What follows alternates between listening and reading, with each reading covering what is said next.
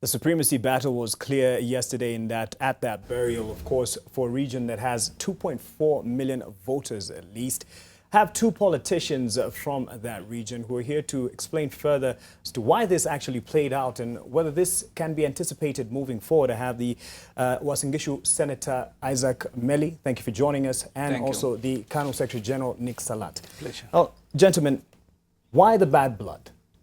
I'll start with you. Thank you so much. I think from what happened yesterday, to me, I don't think there was any rivalry. I think to me, these are just political differences. Every person, elected or not elected, has a right of opinion, and everybody has a right to air their views. So to me, these are the things that are normal. It's not news. It has been there. It will always be there. People will not always read from the same page. Opinions will be different all the time. Call them differences, opinions, but they're quite harsh. What explains this? In your view, is it normal? Well, to me, a very special person was being laid to rest yesterday in the name of Makto, whose exploits were well articulated and done during the Moi and the KANU regime. And being a special person, everybody managed to attend. And everybody meaning the who is who in the political field in this country. And that being the case, we've never had an opportunity to have that close encounter with the likes of the DP, at the same time the president of this country. Yet for us as KANU, we've had a very rough treatment coming from their part. So I did expect the chairman to take that opportunity to lay bare what has been said about his party, about himself, so that Kenyans can know that it is not us who have been starting this confrontation, but it was that confrontation that we needed to lay bare, and the chairman did a very good job yesterday. All right, so yes. There is a supremacy battle. We're in politics, and we're in politics. Okay. So, is Deputy President Ruto threatened? To me, I will say no. Then why the response, the harsh response? No problem. Deputy President is a human being. Right. He has emotions like any one of us. He's not an angel. Any other time confronted, he has a right to say anything. But the thing here is what brings all this issue is the fact that we need to respect the Deputy President. We need to respect the president and the deputy president. These are the people who are elected by Kenyans. Does respect mean you can't hold a differing opinion? No problem. When I say respect, I mean that if you want me to respect you, you should respect me. If you want to be a leader today, accept to be led by another person. Has KANU felt respected? I think if you go back to your archives, and you will see at no time have we said anything negative towards the office of the deputy president or the presidency. But if you want to find negative utterances, it has always been from the deputy president's office towards us as a party. And we are in existence because the constitution allows us to exist. So that respect, and Gideon Moi was not he did not elect himself. He was elected, and when negative or utterances that are not perceived to be positive are said against him, it goes down to the people that elected him. But he says this is normal and this is politics and it plays out, so no need for fuss. To me, if you looked at the reaction that what Gideon was asking was, what is it how difficult is it that you cannot call us when you think there is something for us to discuss? But the reaction that we got from the deputy president was not expected, because he should have, if I were him, I would have gone ahead and said, I have heard Gideon say that you want me to call you, so I will call you and make sure you attend. Instead, what we got was for everybody. That's why we're here, because we did not expect that reaction from the deputy president. Right. Yeah. And in your view, I mean, that was a respectable approach, or at least an appeal. Then what explains the response from the DP? Thank you, my brother. I think in our system and as a community, we always believe that every other time we have one leader leading our community. We cannot have two people running the community at the same time.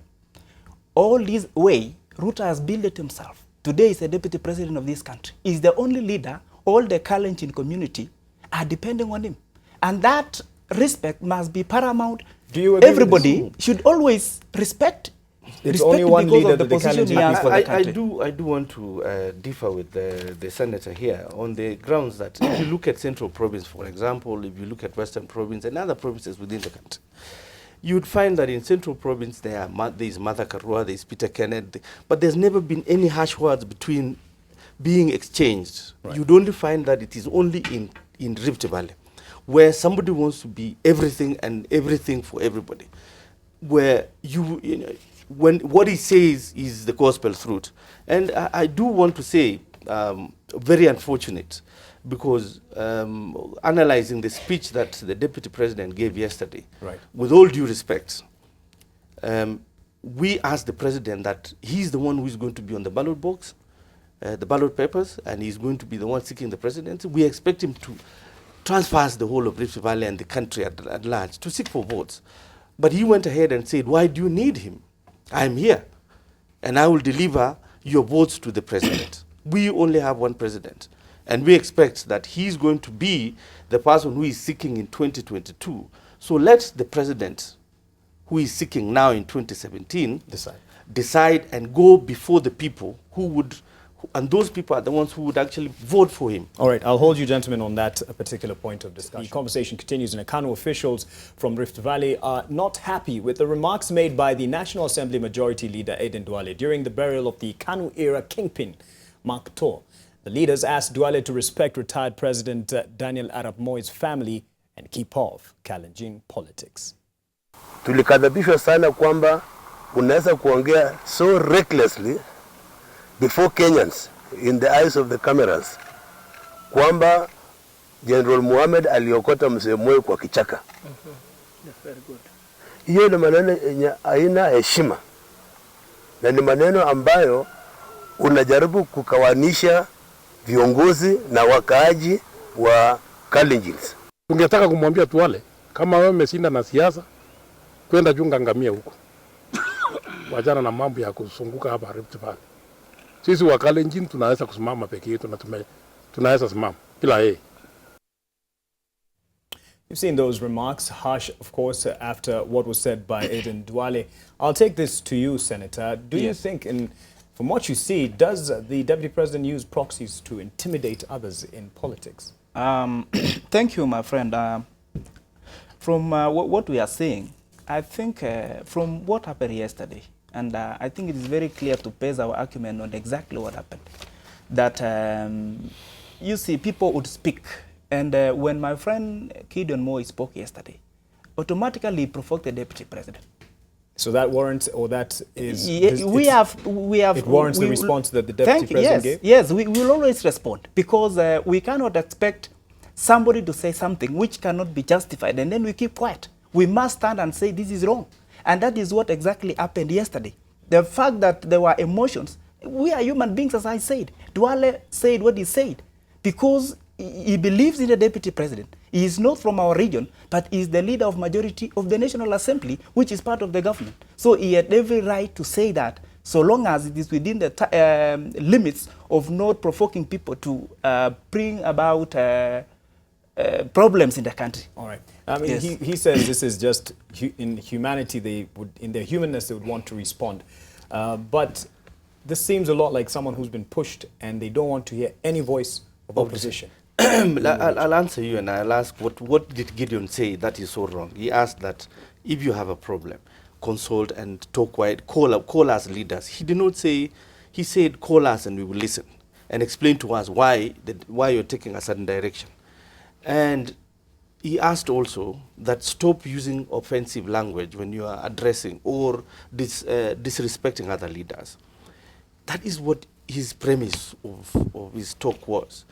And to come for Duale, and I do call Duale's sentiments very unfortunate, and everything about him is so unfortunate about Duale of late, because now I do believe what the tape that is making rounds that he said is true, because you do not disregard or speak ill of the presidency and Moi at that particular time, that he was fished from the bush. And therefore, it is a must that Gideon should. It's a democratic country. Let everybody go out there and express their wishes, because constitutionally Gideon is allowed and can seek for the presidency or any seat that he chooses to. Constitutionally.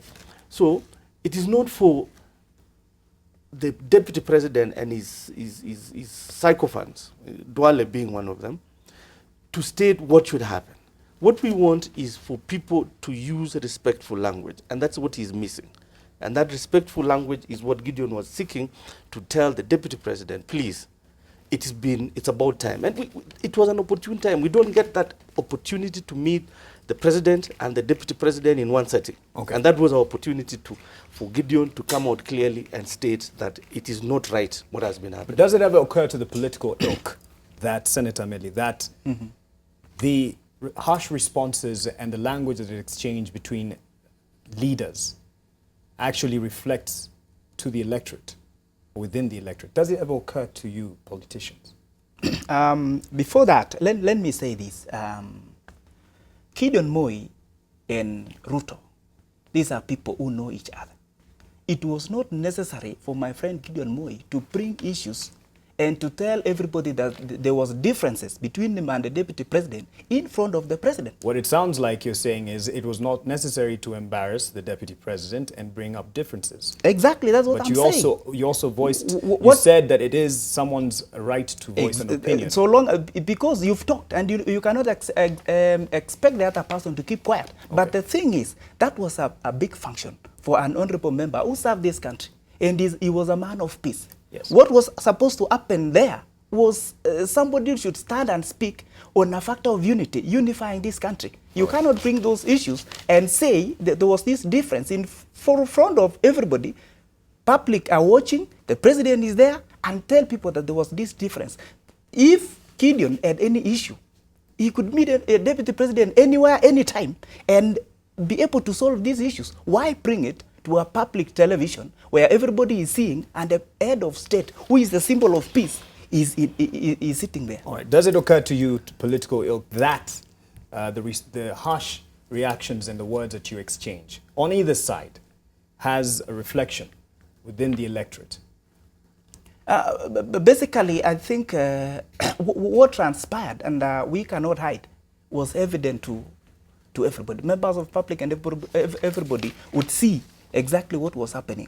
Whether it was negative or what, it transpired, and I think, as you saw people from KANU bringing comments here and there, the Jubilee part have not done it. So there could be negative and positive issues about the same. But the question is, for such events that are happening in our place, and for events that are supposed to bring us together, what message are we supposed to give?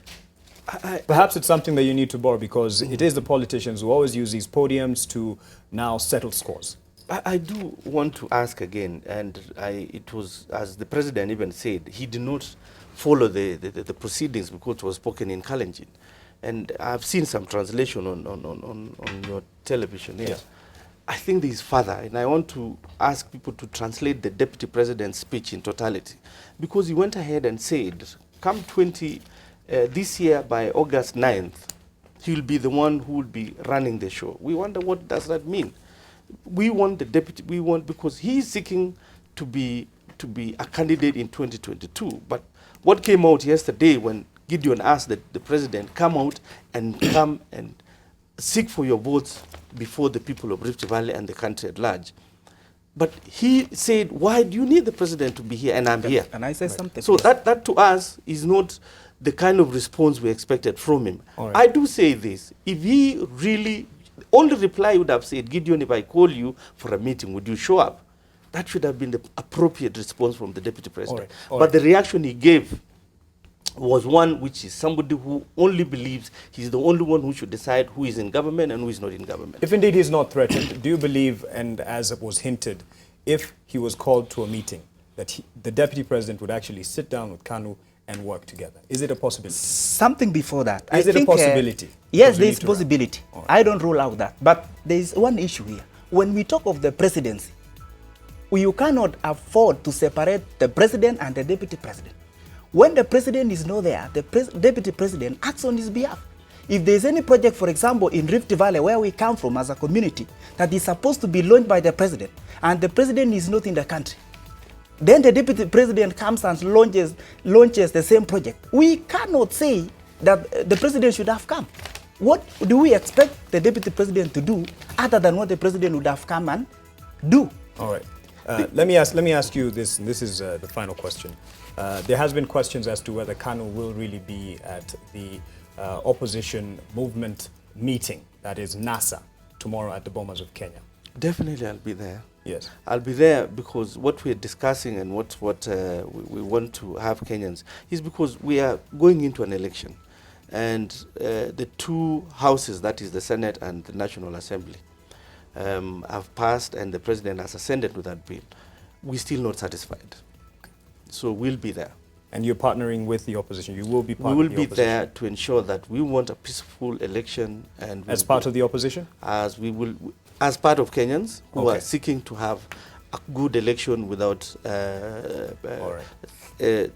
what we expect. Like, we don't want the repeat of 2013 All and right. 2008. All right.